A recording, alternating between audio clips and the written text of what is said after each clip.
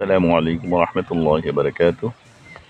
আমরা আছি এখন, আপনারা আমাদের পিছনে দেখতে পাচ্ছেন ওই যে ওইটা ইন্ডিয়া, আর এই খালের এই পারটা হচ্ছে বাংলাদেশ।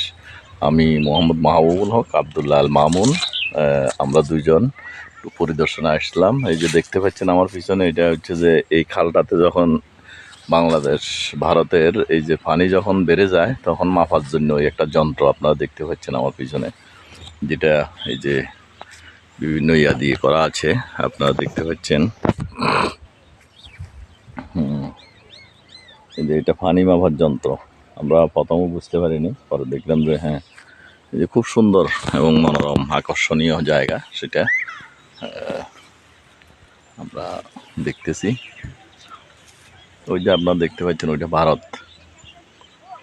আমরা এখন দাঁড়িয়ে আছি ভারত এবং বাংলাদেশ প্রান্তে। ওই যে একজন জেলে দেখতে পাচ্ছেন নদীতে মাছের ইয়া করতেছে।